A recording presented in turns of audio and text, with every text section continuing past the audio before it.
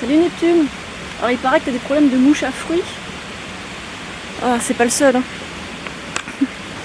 Si vous avez jamais des problèmes de mouches à fruits, que vous n'avez pas encore l'habitude d'avoir des fruits chez vous dans votre garde-manger, il y a plusieurs choses à faire.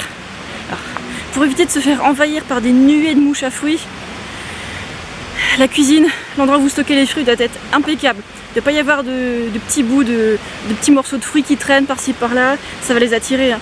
Même une petite flaque, une petite goutte de jus de fruits qui a giclé, ça va les attirer, ils vont venir tout manger, se multiplier, et faire remplir les murs. Donc avant que ça arrive, ou si ça arrive, il faut absolument neutraliser la source qui les a attirés. C'est pas très compliqué, mais pensez à le faire avant que ce soit problématique.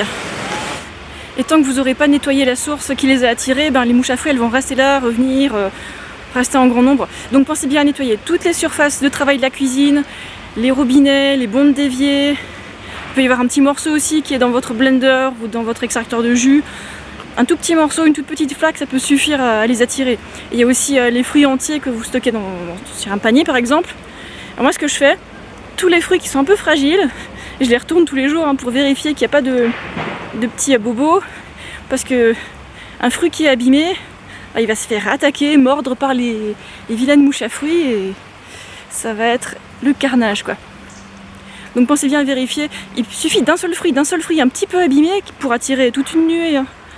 Donc vérifiez bien tout ça.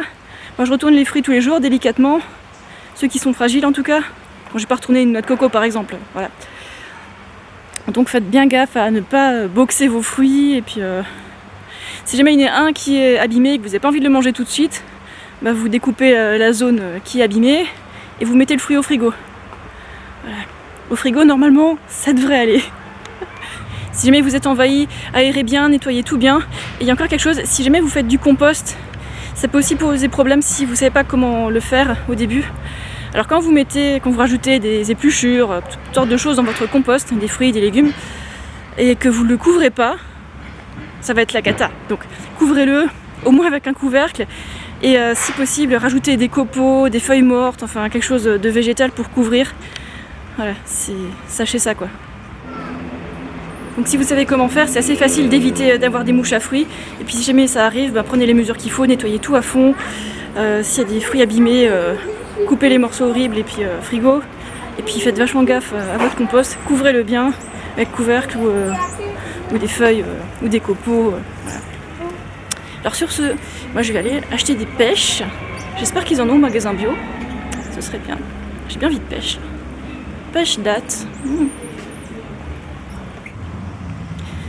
Si cette vidéo vous a été utile, pensez à mettre un petit pouce vers le haut, ce serait sympa. Bon, si vous mettez un vers le bas, c'est pas grave. Hein. Et puis pensez à la partager avec des gens que ça pourrait aider. Allez, à bientôt!